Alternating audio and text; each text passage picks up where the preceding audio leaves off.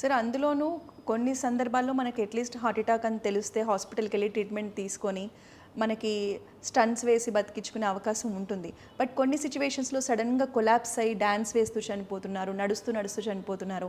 రీసెంట్గా ఒక cardiologist rounds వేస్తూ డాక్టరే కొలాప్స్ అయ్యి చనిపోయారు. మరి ఇట్లా సడన్ డెత్స్ని ఎలా చూడాలి సార్? సో డాక్టర్కి వ్యాధి రాకూడదనేవి లేదు. అలా ఏం లేదు. Many times the doctor dies before the patient also. So కాకపోతే heart attack statistics are very dismal. ఎలాగంటే 90% మందికి హార్ట్ అటాక్ వచ్చే ముందు అసలు ఏమి సిమ్టమ్స్ ఉండవు. అంటే ముందు ఛాతీ నొప్పి కానీ ఆయాసం కానీ ఏమీ ఉండవు, అబ్సల్యూట్లీ నార్మల్గా ఉంటారు. సడన్లీ హార్ట్ అటాక్ అనేది వస్తుంది.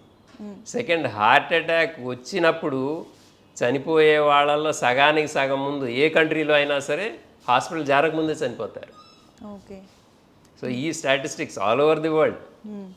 Okay. So heart attack treat చేయడం అనేది చాలా కష్టం. ఎందుకంటే నంబర్ 1 దాన్ని మనం సరిగ్గా ప్రిడిక్ట్ చేయలేకపోతున్నాం, సిమ్టమ్స్ లేవు కాబట్టి. ఇప్పుడు మోకాళ్ళు అరిగినాయి, మీకు అది కర్రా అని ఒక 20 సంవత్సరాలు నొప్పి వచ్చిన తర్వాత మీకు రిప్లేస్ చేస్తారు. ఇది అలా కాదు, సిమ్టమ్స్ ఏమి లేదు కాబట్టి మనం దాన్ని ముందు నుంచినే దాన్ని పసిగట్టలేకపోతున్నాం. సెకండ్, హార్ట్ అటాక్ వచ్చినప్పుడు సిమ్టమ్స్ కూడా చాలామంది గ్యాస్ట్రిక్కో లేకపోతే ఇంకేదో స్పాండిలైటిసో అనుకుని దాన్ని నెగ్లెక్ట్ చేయొచ్చు.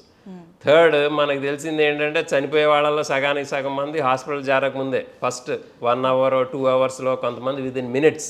మీరు అంటున్నారు చూడండి కుప్పకూలు పడిపోయి చనిపోయారని, అది విదిన్ మినిట్స్ అనమాట. ఇన్ఫ్యాక్ట్ నొప్పి వచ్చే ముందే హార్ట్ ఆగిపోతుంది. సో థర్డ్ అది.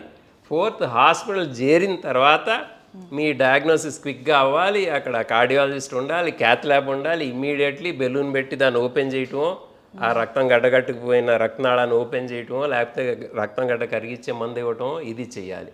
ఇవన్నీ చేయాలి. హార్ట్ అటాక్ వచ్చిన సపోజ్ సడన్లీ చనిపోలేదనుకోండి, మసిల్ నెమ్మదిగా డ్యామేజ్ అయిపోతుంది.